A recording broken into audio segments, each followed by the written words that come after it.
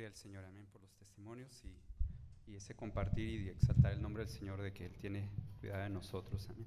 Vamos a entonar este canto que nos guía precisamente a estar atentos a la exposición de la palabra que va a venir después de este canto, pero nos puede ayudar a ilustrar precisamente que a través de la palabra, obrando en nosotros, pues nosotros todos somos testigos del Señor, que Dios obre en nuestro corazón, amén, como esa tierra fértil.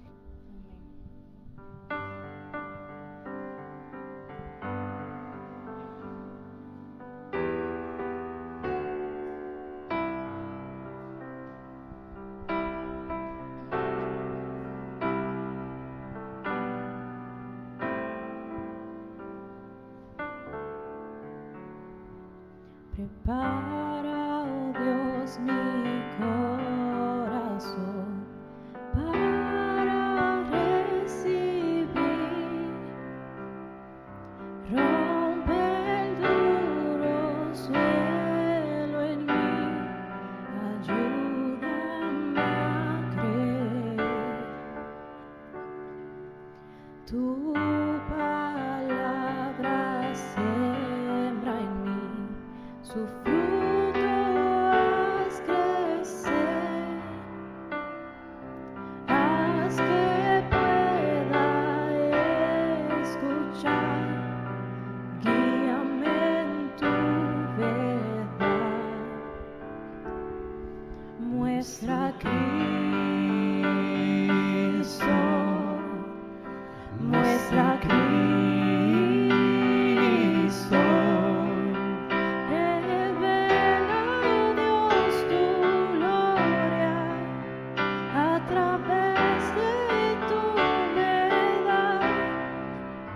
Hasta que todos confiesen, Cristo es Señor.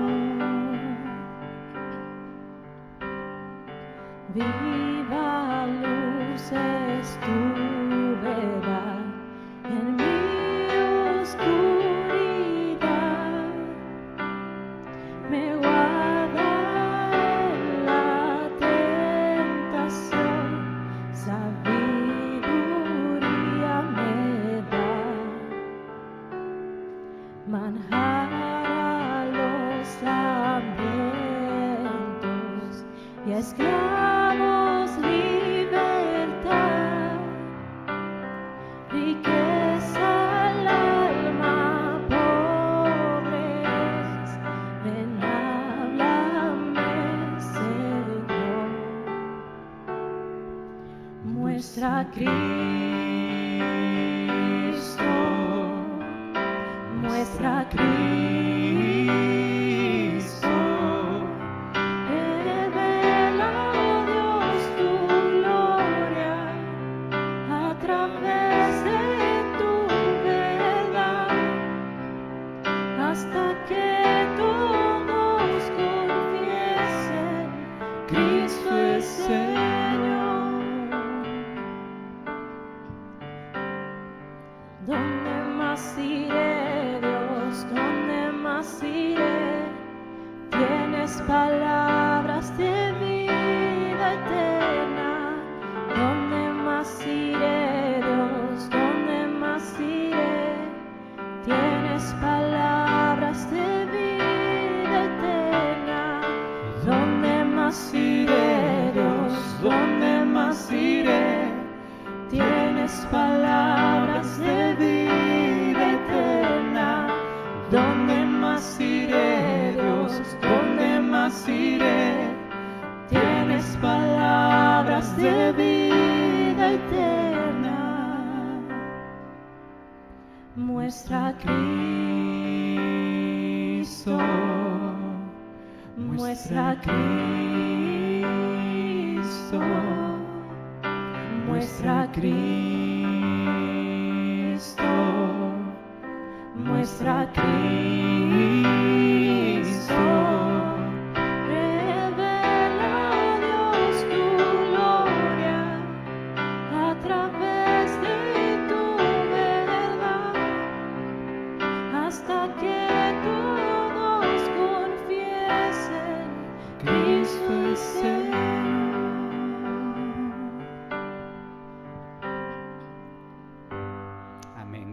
nombre del Señor. Tomen sus lugares, por favor, y vamos a estar atentos a la palabra del Señor.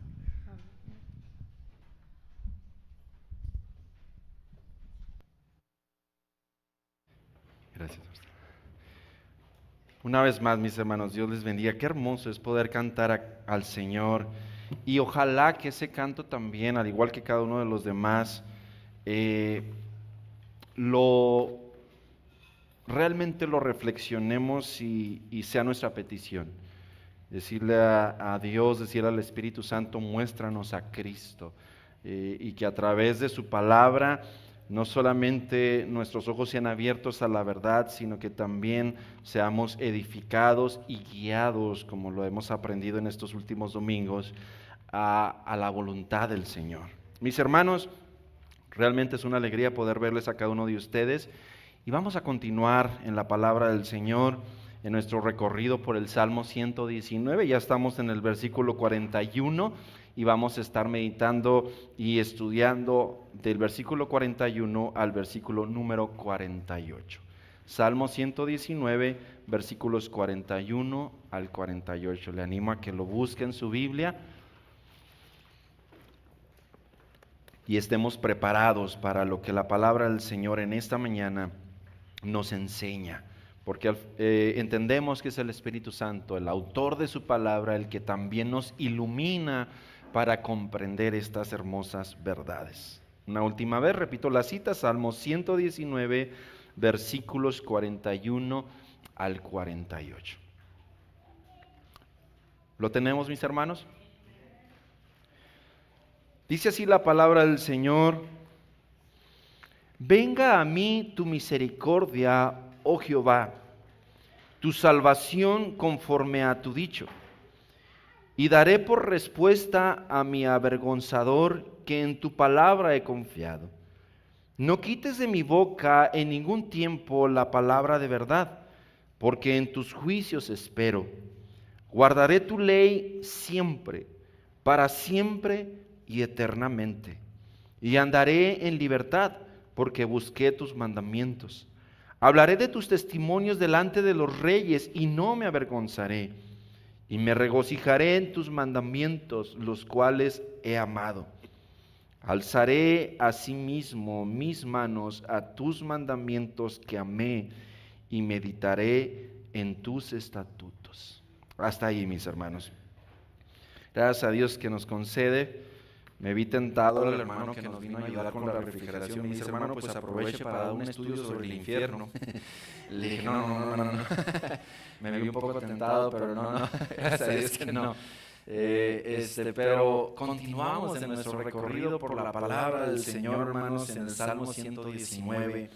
En el sermón anterior meditábamos en una serie de peticiones que el salmista hace en esta oración. Hemos dicho desde el principio de esta serie que el Salmo 19 es una oración del salmista, y en esa oración encontramos momentos donde expresa necesidades y peticiones. Y en esta sección que estamos leyendo en esta mañana, continuamos y el salmista vuelve a expresar, o continúa, mejor dicho, expresando una necesidad. Particularmente esta sección del Salmo se enfoca en una necesidad particular. La sección anterior vimos un listado de peticiones que tienen que ver con la obra que Dios mismo realiza en el corazón del creyente para llevarlo y conformarlo cada día más a su voluntad. Decíamos que esas peticiones que hacía el salmista debieran convertirse también en peticiones que nosotros hacemos al Señor en el momento de orar, porque son peticiones espirituales, peticiones que tienen que ver con nuestra necesidad espiritual antes de cualquier otra necesidad física o material que podamos tener. Y continúa, porque debemos de recordar, hermanos, que aunque esté dividido el Salmo 119 en secciones, no significa que de una sección a otra hay una desconexión temática. Realmente no. Todo el Salmo gira alrededor de la palabra de Dios y del amor por la palabra de Dios, lo que la palabra de Dios provee para nosotros, los beneficios de la palabra de Dios en nuestra vida y la manera en que debemos de responder a la palabra de Dios. Entonces, cada sección se conecta a las anteriores o posteriores, ¿verdad? Y precisamente cuando vemos este pasaje va a ser muy importante que recordemos o tengamos en cuenta lo que en la sección anterior vimos, esas peticiones, esos versículos y particularmente ciertas situaciones que el salmista expresa de su condición, de su situación, de esa angustia que el peregrino o forastero en este mundo experimenta. Pero vayamos, hermanos, a este pasaje y vamos a dividir esta sección de versículos en tres partes. La primera parte la vamos a encontrar en los versículos 41 y 42, donde se expresa la necesidad particular que el salmista tiene. Luego del versículo número 43 al 45, ¿verdad? El salmista expresa, ¿verdad?, es la necesidad de ese valor para enfrentar la situación que él tiene frente a sí mismo, que está experimentando. Y finalmente en los versículos 46 al 48 habla de su determinación ante la situación que está enfrentando. Pero quiero resumir esto, hermanos, a manera de entrada. El título de este mensaje lo he llamado La salvación de Dios ante el oprobio. Vamos a encontrarnos con la palabra misericordia, con la palabra salvación, y está muy ligada a lo que ya los versículos anteriores han mencionado. Entonces este pasaje, hermanos, esta sección del Salmo 119 nos lleva a través de la lucha y de la adversidad que el cristiano, el verdadero cristiano, enfrenta normalmente en su transitar por ese mundo. Ya lo ha mencionado el salmista en los versículos anteriores. Pide ayuda de Dios para sobrellevar, para vencer la angustia propia de esa lucha, pero estos versículos profundiza en esa lucha, profundiza en esa adversidad que el cristiano, el creyente, el peregrino experimenta en su transitar por este mundo. Note el versículo 41 que expresa esa profunda necesidad y tal vez una de las más importantes que el salmista tiene y que todo cristiano tiene. Dice: venga a mí tu misericordia, oh Jehová, tu salvación conforme a tu dicho. Note que el salmista hace mención y describe su necesidad y a la vez también hace mención de la promesa de Dios, de lo que Dios mismo ha dicho que ha de hacer a favor nuestro. Si usted recuerda la semana pasada en la lección que me tocó compartir con ustedes en la escuela dominical, hablábamos sobre esas promesas y confiar en las promesas de Dios. No declaramos, no exigimos el cumplimiento de las promesas a ese rey soberano.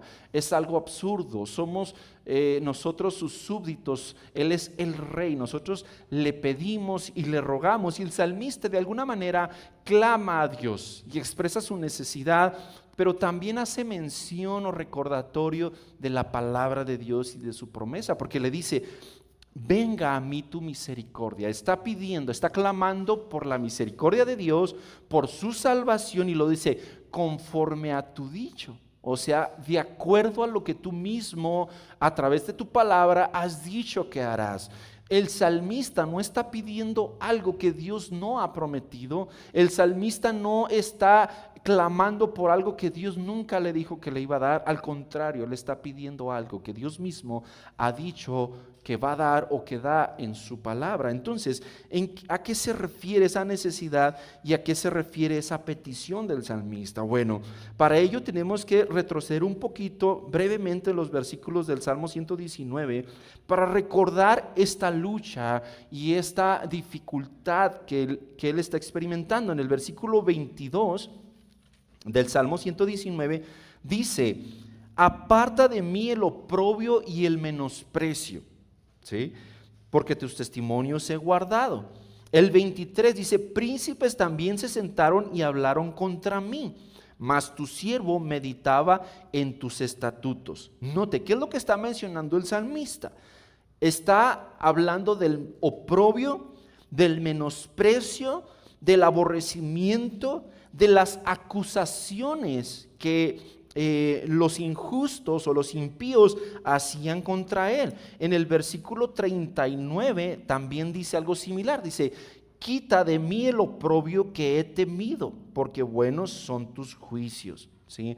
O sea, en ese caminar del peregrino y forastero por este mundo, ya explicamos en las semanas anteriores que no vamos a ser bienvenidos, no somos de este mundo y por lo tanto no somos bienvenidos en este mundo.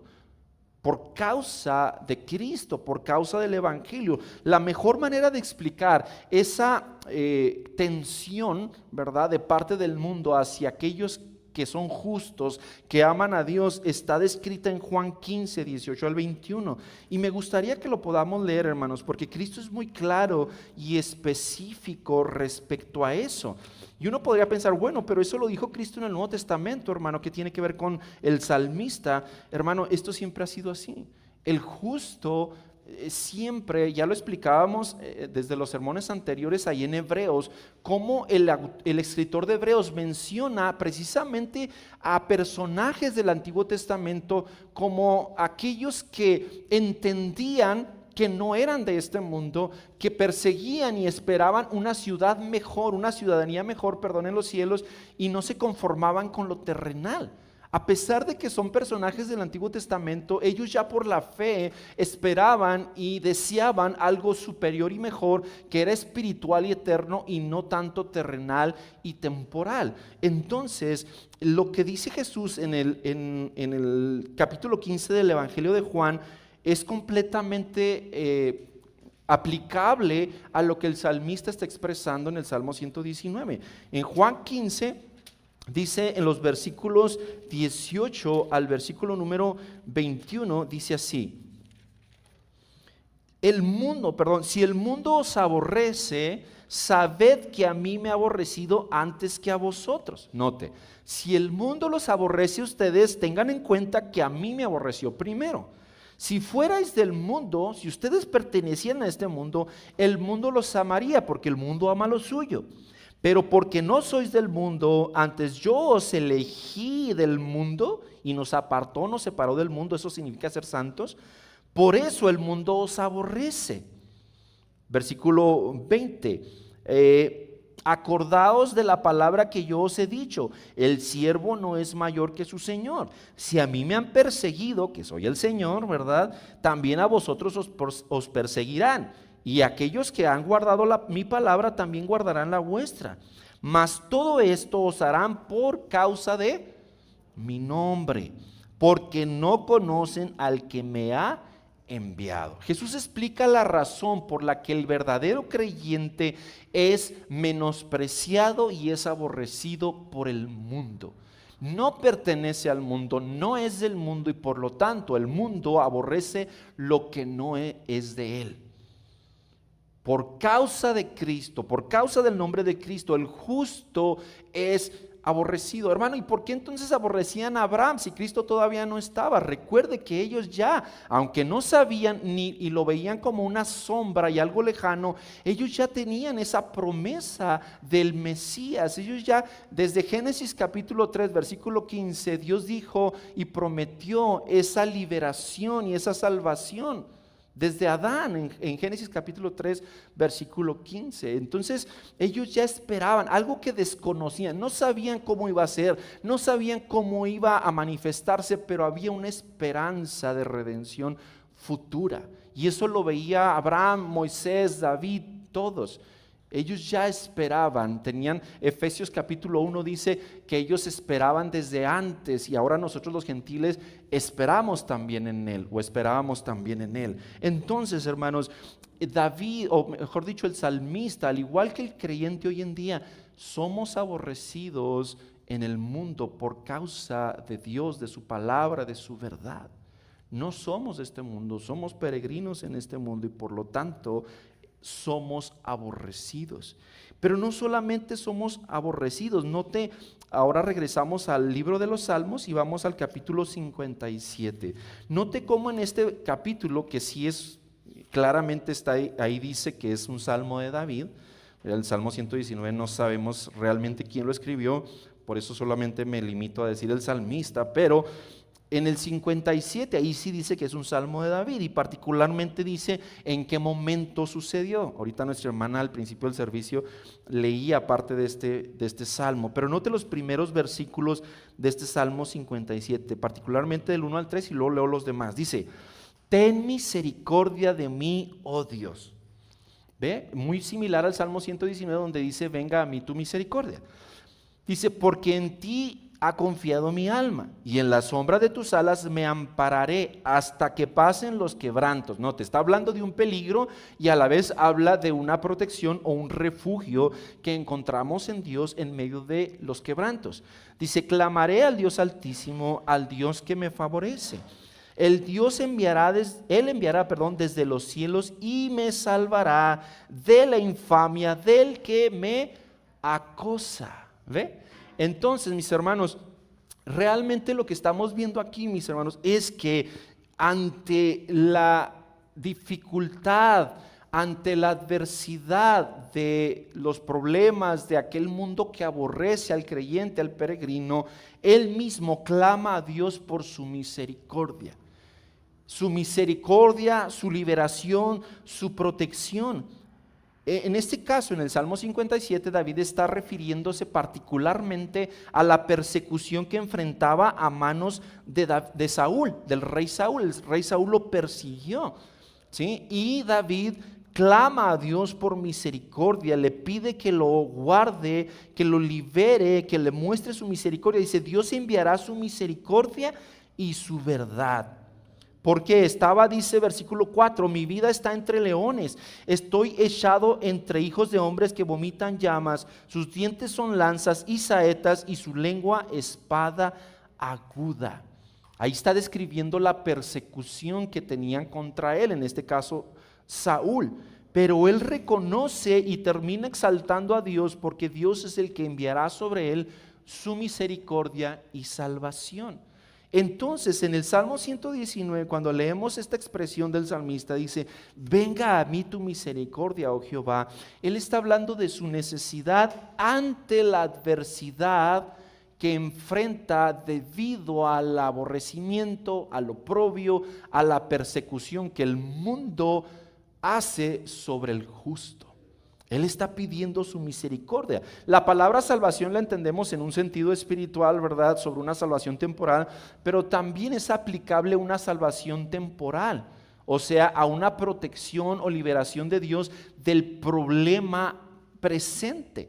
O sea, si pensamos, por ejemplo, en David estaba siendo perseguido por Saúl y en ese momento pues él clamaba a Dios por liberación de sus enemigos en el momento presente. Entonces, cuando hablamos de la salvación, hermanos, que leemos aquí en el Salmo 119, tiene que ver, claro, en una parte espiritual de la salvación que tenemos, pero también en un sentido temporal de la salvación o liberación por los peligros y adversidades que el cristiano enfrenta en su caminar. Entonces el salmista clama a Dios por misericordia, expresa su necesidad y dice: conforme a tu dicho, o sea, conforme a lo que tú mismo, Señor, has prometido hacer.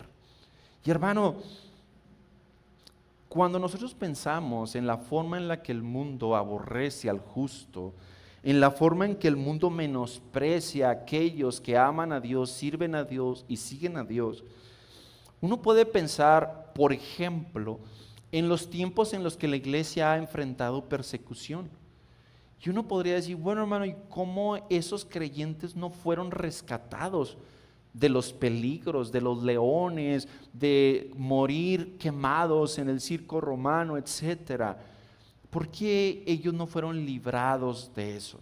Porque, hermanos, aunque en muchos casos, ¿verdad?, sí podemos encontrar una liberación temporal de Dios ante la adversidad y la persecución, la liberación o salvación de Dios ante el peligro no siempre se reduce a lo temporal. ¿Qué quiero decir con esto? Muchos creyentes que murieron por causa de Cristo, por causa del Evangelio, lo entendieron. Entendieron que al morir, sí, de una manera dura, cruel, ¿verdad? Injusta por parte del Imperio Romano, de lo que usted quiera, ellos sabían que su esperanza era mucho más grande. Ellos sabían que lo que esperaba en el futuro y en la eternidad era mucho más grande que la aflicción temporal. Ellos lo sabían, mis hermanos, de modo que ellos no estaban centrados solo en una liberación temporal, sino en lo futuro.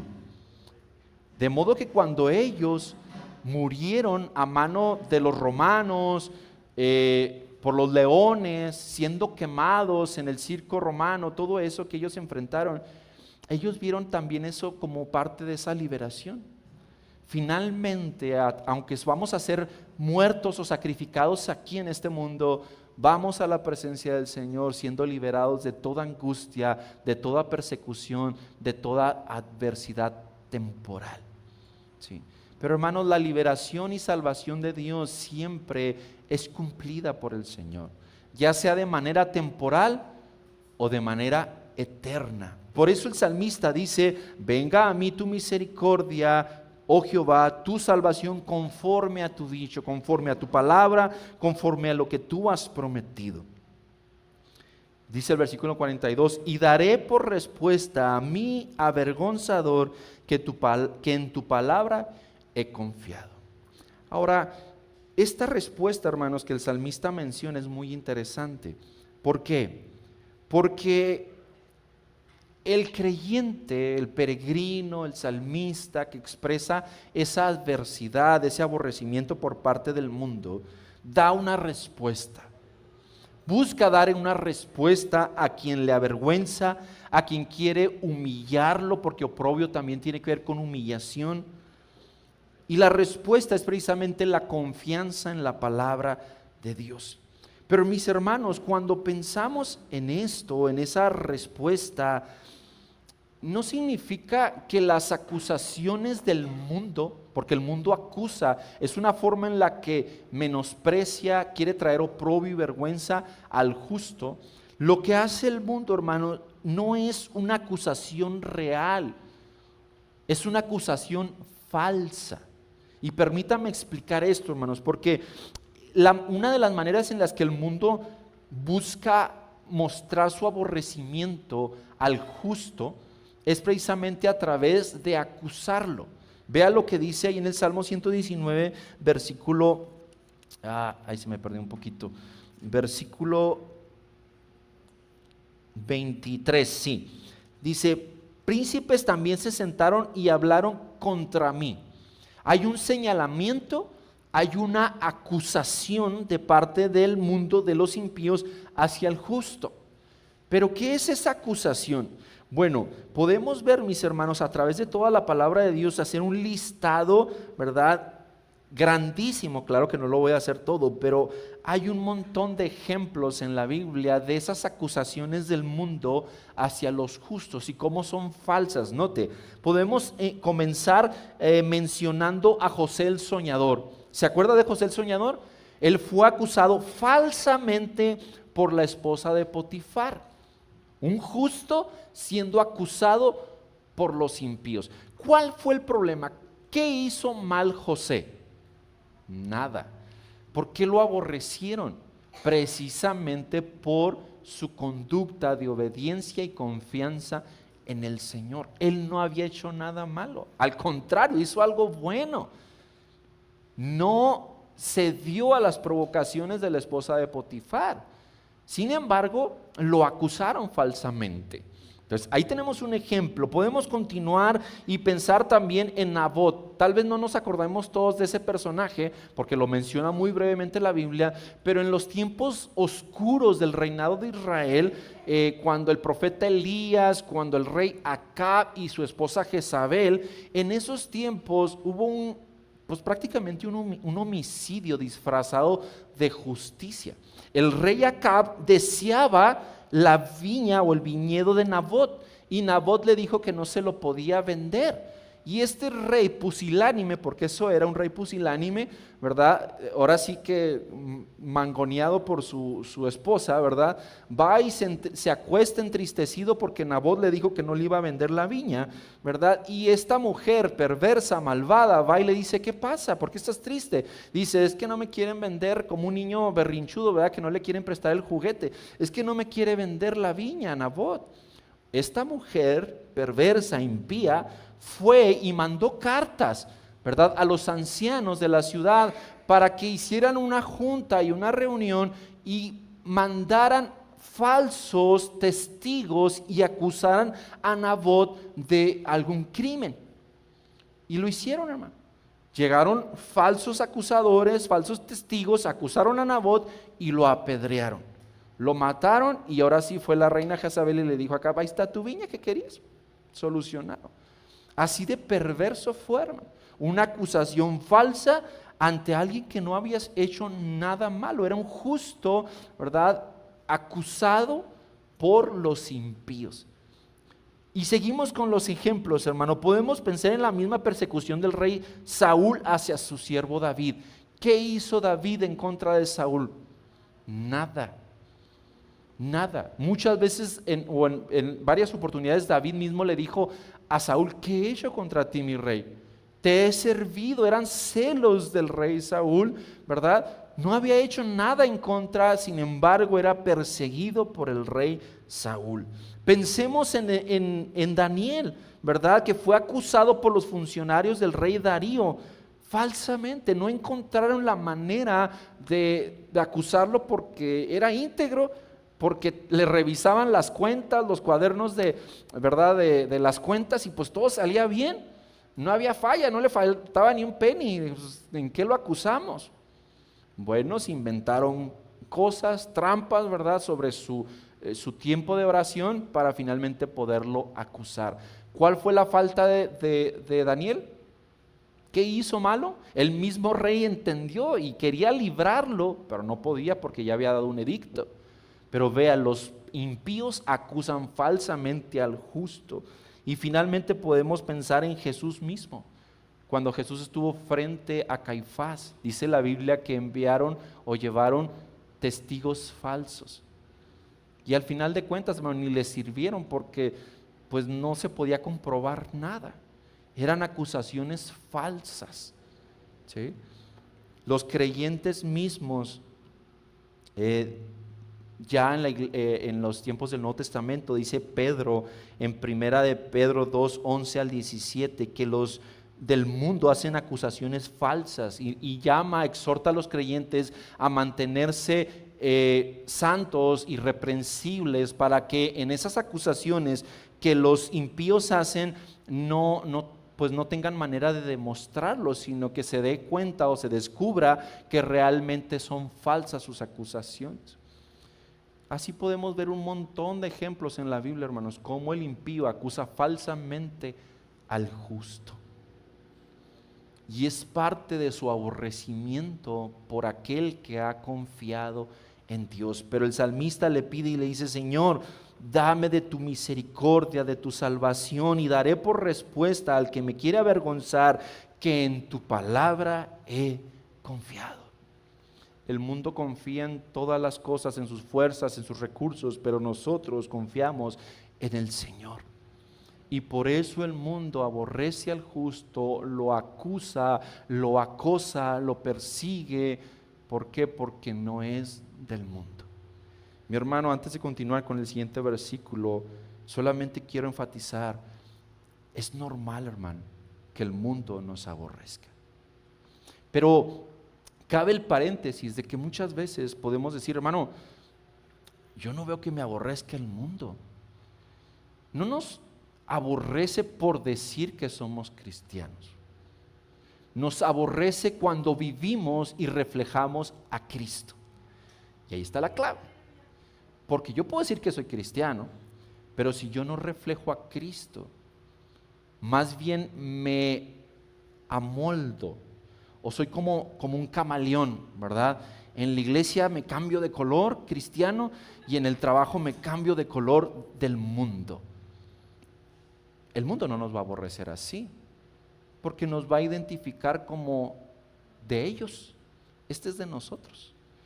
Pero cuando el cristiano realmente refleja a Cristo, tarde que temprano va a haber un rechazo de parte del mundo hacia el creyente.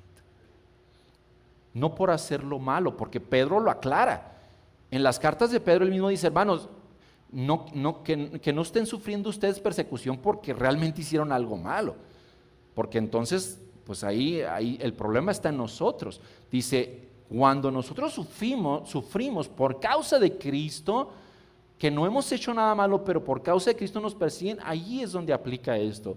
Pero si nos están persiguiendo o no nos quieren porque somos tramposos, porque robamos, porque mentimos, porque peleamos, bueno, eso es otra cosa, hermano. No vamos a justificar eso de manera incorrecta con la palabra de Dios. Pero cuando el mundo nos aborrece por causa de Cristo, porque reflejamos a Cristo, nos van a acusar falsamente, nos van a perseguir, nos van a aborrecer, aún viviendo en un país donde hay libertad religiosa. El cristiano puede ser perseguido y menospreciado y aborrecido por la causa de Cristo, porque más allá de que haya libertad, hermano, el mundo sigue aborreciendo lo que es justo, lo que es santo, lo que proviene de Dios.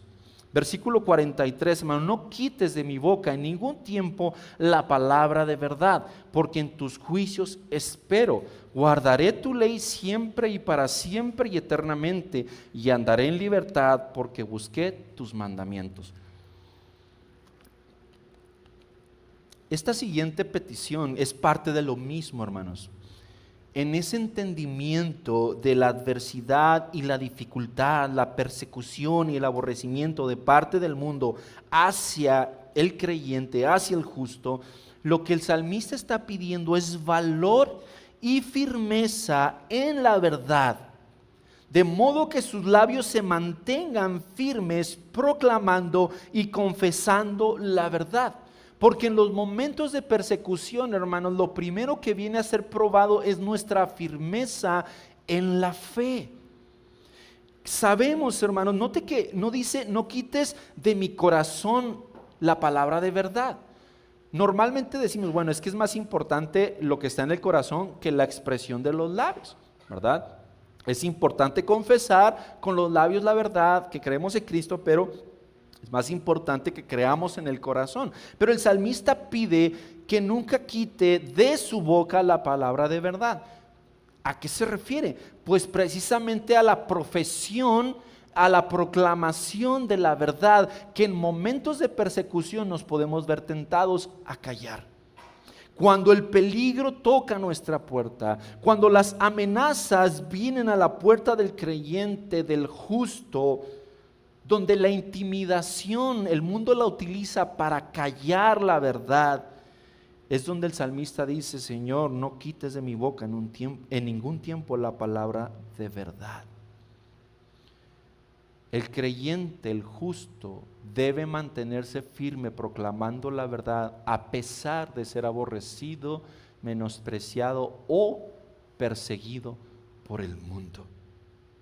Pensemos por un momento en los apóstoles, hermanos, después de que Cristo asciende y que ellos comienzan a predicar el evangelio, empezaron a ser perseguidos por causa de Cristo. Los líderes religiosos los encarcelaron, los indagaron, los cuestionaron, pero sobre todo los intimidaron. Y notemos, hermanos, que estos líderes religiosos nunca le dijeron a los discípulos, miren, no nos gusta que se reúnan, no nos gusta que alaben a Dios, les prohibimos que se reúnan y alaben a Dios. Nunca les dijeron eso. Lo que les dijeron, vaya conmigo a Hechos capítulo 4, Hechos capítulo 4, versículos 15 al 18 y finalmente el versículo 29. Hechos 4, 15, dice así.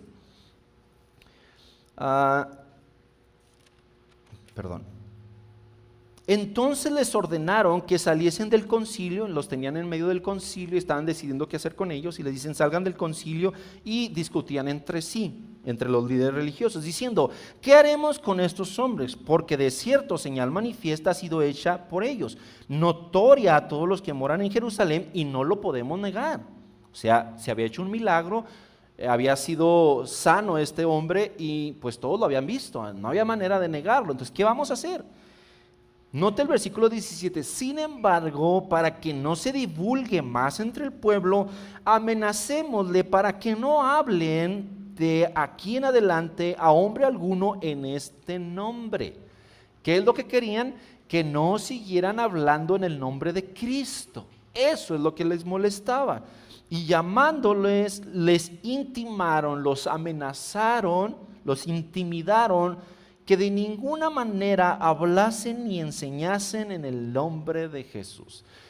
No les prohibieron reunirse, no les prohibieron otras cosas, les prohibieron una: no hablen más en el nombre, ni enseñen más en el nombre de Jesús.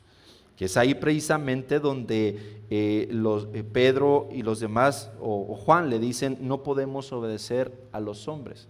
Es necesario obedecer a Dios antes que a los hombres. Luego en el versículo 29, ellos ya, una vez que van con los demás hermanos, que fueron liberados y van con los demás hermanos, se reúnen y oran.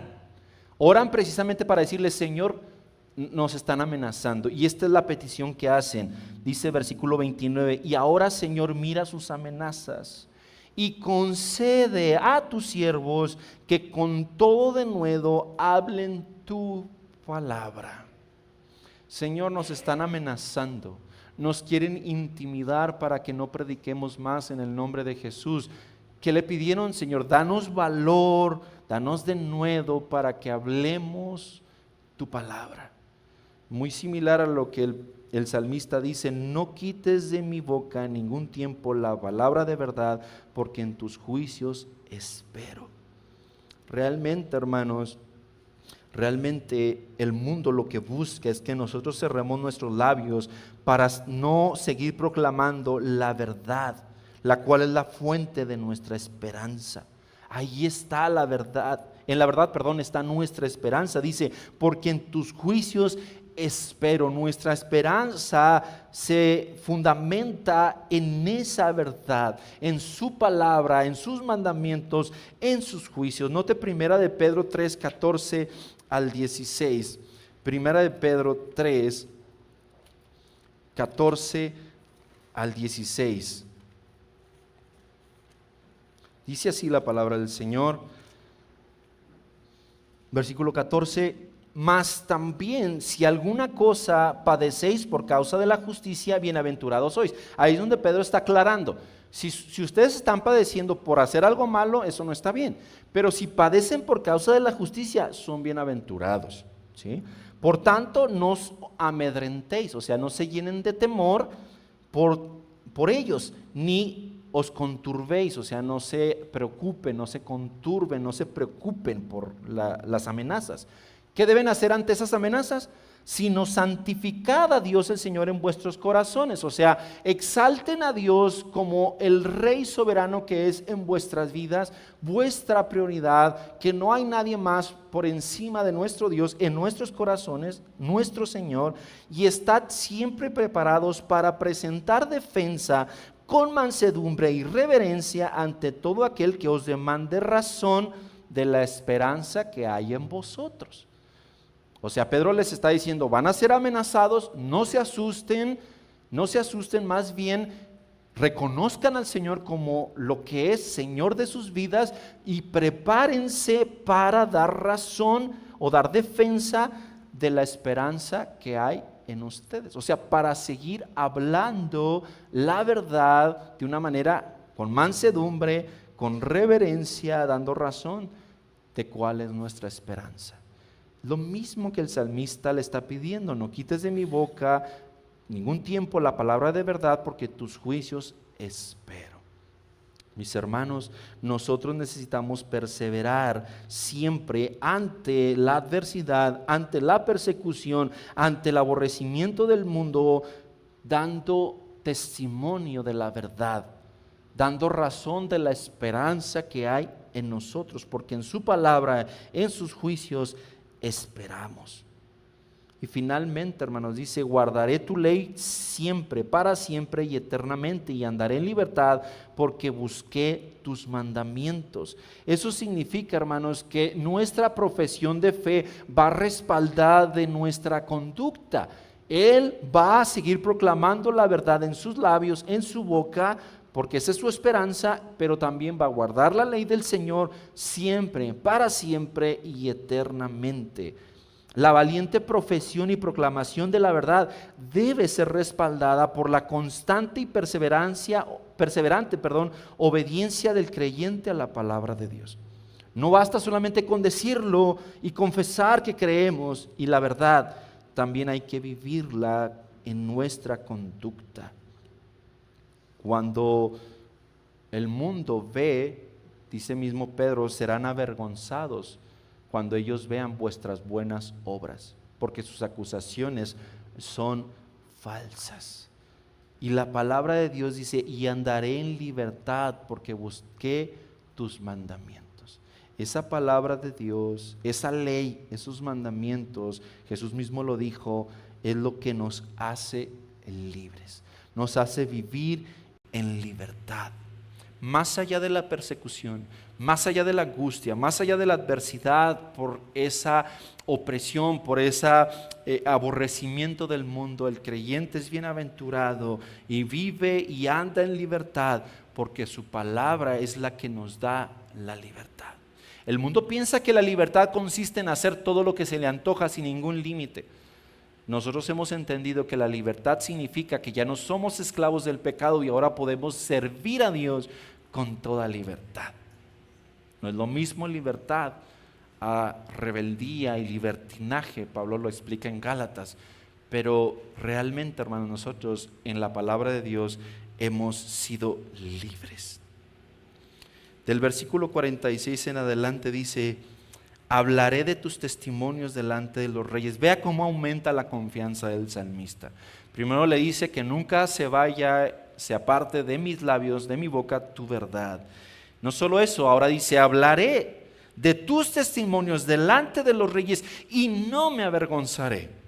No me avergonzaré. Hermanos, el creyente debe permanecer firme en la verdad y testificar de la verdad delante de quien sea necesario sin avergonzarse. Al contrario, él dice, me regocijaré en tus mandamientos, los cuales he amado, y alzaré asimismo mis manos a tus mandamientos que amé y meditaré en tus estatutos. Hermano, el creyente debe permanecer firme. El salmista está pidiendo a Dios su misericordia y liberación ante la adversidad. Muéstrame tu misericordia, Señor, tu salvación como tú lo has dicho, pero fortalece mi vida para que yo esté firme, para que la verdad no sea parte de mis labios, para que yo pueda vivirla, para que yo pueda testificar. Y finalmente dice, y hablaré esos testimonios, hablaré esa verdad delante de los reyes. ¿Qué quiere decir delante de los reyes? Bueno, no importa quién sea, no importa si son personas importantes, no importa si, como en el caso de los cristianos que nos narra en Hechos y muchos años después en la persecución de los romanos hacia la iglesia. Delante de los reyes ellos tenían que confesar a Cristo, porque era muy fácil. Ellos le decían, solamente di que César es el Señor y eres libre. Nada más, una palabrita, una frase, que tiene de malo, hermano? Y ellos respondían, Jesús es el Señor.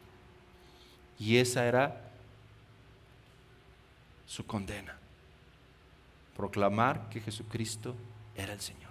Pero lo hicieron, no se amedrentaron, lo hicieron delante de reyes, de Nerón y de muchos otros emperadores perversos que los mataban por el simple hecho de confesar que Jesucristo era el Señor. Delante de reyes ellos perseveraron firmes y dijeron, Jesucristo es el Señor, y no se avergonzaron. Y mientras el mundo pensaba que los estaba derrotando en la hoguera, Ellos veían la victoria frente a sus ojos porque habían vencido.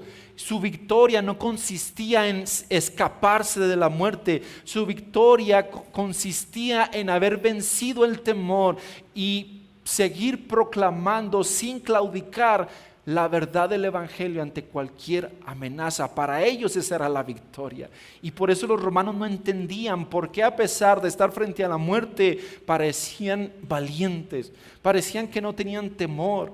Y no quiere decir que humanamente uno no sienta temor, pero ellos entendían que Dios los estaba fortaleciendo para no claudicar, para perseverar y proclamar que Jesucristo es el Señor, aún ante las amenazas de muerte. Murieron proclamando y ellos lo veían como la victoria y finalmente como su liberación, porque iban a la presencia del Señor a ser recibidos por su Salvador, que los recibiría y les diría: buen siervo fiel, en lo poco fuiste fiel, en lo mucho te pondré, entra en el gozo de tu Señor. Hermano, por eso el salmista dice: y me regocijaré en tus mandamientos, los cuales he amado. No importa la persecución, no importa la adversidad, no importa que el mundo nos aborrezca, hablaremos sus testimonios, nos regocijaremos en sus mandamientos, los cuales hemos amado. Y finalmente dice: alzaré asimismo mis manos a tus mandamientos que amé y meditaré en tus estatutos. Termino con esto, hermanos. Alzar sus manos en la Biblia tiene varios usos, 4 particularmente.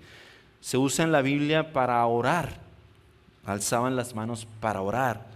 Se alzaban las manos para jurar o prometer. Se alzaban las manos para bendecir a otros. Y finalmente se alzaban las manos para emprender una acción, una determinación. 4 cosas por las que en la Biblia vemos que se alzaban las manos, ¿sí? Las 4, hermanos, son de alguna manera aplicables a lo que el salmista está diciendo. Pero todo surge de una determinación a obedecer la palabra de Dios. Cuando el salmista dice: alzaré asimismo mis manos a tus mandamientos, tiene que ver con la determinación o emprender la acción de obedecer. O sea, él está determinado a obedecer sus mandamientos siempre, y para ello es aplicable la oración. Necesito la gracia de Dios y en oración le voy a pedir a Dios su gracia para obedecer sus mandamientos. Prometo ante el Señor también obedecer en su palabra, en sus mandamientos en todo momento, y bendigo a Dios por su hermosa palabra que me sustenta y me fortalece. Así es que en todos los usos que la Biblia tiene es aplicable lo que el salmista dice cuando dice: alzaré asimismo mis manos a tus mandamientos que amé y meditaré en tus estatutos. El salmista está diciendo: he determinado obedecerlos, esos mandamientos que amé, me comprometo a hacerlo y meditar en tus estatutos. Mi hermano, ¿cómo afrontamos la oposición de quienes nos aborrecen? Hágase esa pregunta. Y hay 2 opciones nada más. ¿Preferimos amoldarnos al mundo a fin de ser bien recibidos? ¿O enfrentamos esa realidad confiando en la palabra de Dios y en su promesa de librarnos por su misericordia? ¿Nos callamos ante las amenazas del mundo y dejamos de proclamar la verdad? ¿O nos mantenemos firmes proclamando la verdad, viviendo y guardando la ley del Señor y comprometiéndonos a obedecer sus mandamientos a pesar de la oposición del mundo? Es una pregunta que debemos hacernos y reflexionar, hermanos, porque la palabra de Dios no oculta la realidad de que el creyente va a sufrir menosprecio, aborrecimiento por causa de la verdad y del Evangelio. La Biblia no lo oculta, ahí está claramente. Sin embargo, ¿cuál va a ser nuestra respuesta ante ello? El salmista quería dar una respuesta a su avergonzador, que en la palabra de Dios él confiaba. Usted y yo confiamos en la palabra del Señor, hermano. Hemos determinado guardarla y obedecerla, aunque eso implique en algún momento un peligro a nuestra vida. Gracias a Dios hoy tenemos cierta libertad, pero hermanos, lo he dicho en varias ocasiones, no hay garantía de que así siga. Nada nos garantiza que las puertas de este lugar sigan abiertas por muchos años. Nada nos garantiza eso. La única garantía que tenemos en la palabra de Dios es que la iglesia prevalecerá. Pero la iglesia somos usted y yo, no el edificio.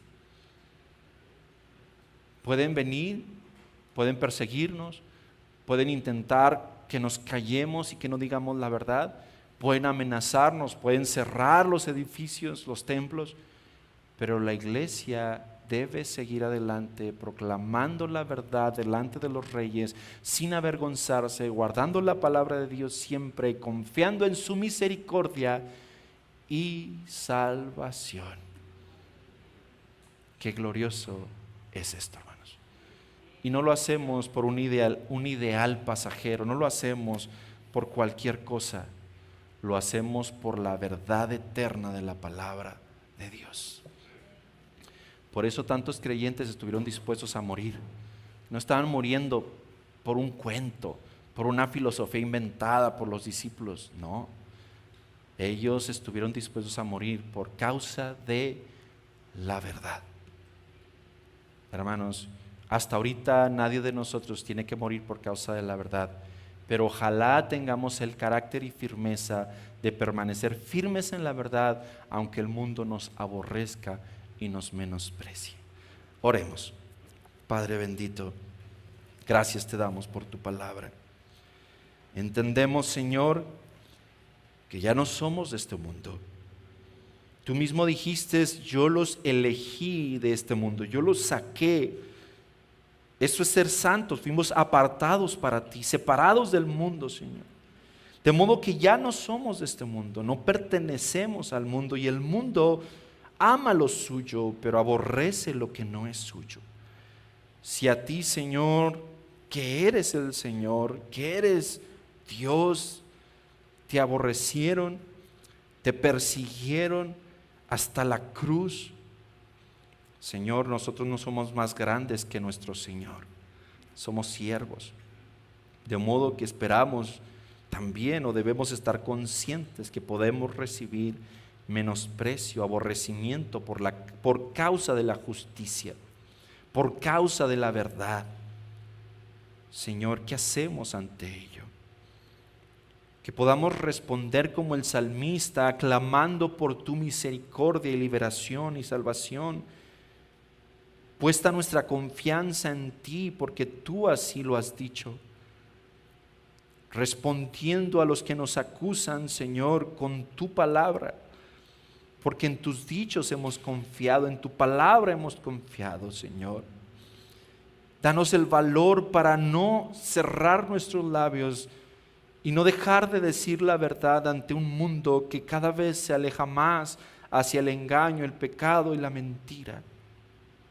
Danos la firmeza en nuestros corazones para mantenernos de pie, Señor, proclamando esa verdad, pero respaldándola con nuestra manera de vivir. No solo con palabras, Señor, sino con nuestra conducta. Danos el valor para hablar delante de quien sea necesario, como Pedro lo decía, estar preparados para dar defensa de la esperanza que hay en nosotros con mansedumbre y reverencia. Señor, que podamos regocijarnos en esa verdad que nos ha hecho libres, que podamos gozarnos en ella, vivir en ella, obedecerla, esos mandamientos que hemos amado, esa palabra que hemos amado. Enséñanos a amarla, porque si somos peregrinos, Señor, en este mundo, es porque tú nos rescataste, es porque en tu misericordia y en tu gracia nos salvaste, nos rescataste, nos perdonaste, Señor, nos has hecho libres. Ahora, Señor, te pertenecemos a ti. Gracias, Jesucristo, por tu salvación. Gracias por habernos adoptado como tus hijos. Aunque eso implique que el mundo nos aborrecerá, nos gozamos nos regocijamos en tu palabra, en tu verdad. Gracias te damos, Señor. Lo pedimos todo en el nombre de Cristo Jesús. Amén. Amén. Bueno, mis hermanos, espero que todavía esté conmigo aquí. No solo en presencia física, sino en corazón, ¿verdad? Gracias a Dios que nos concede, hermanos, y solamente recordarles, el día miércoles tenemos nuestro servicio de oración.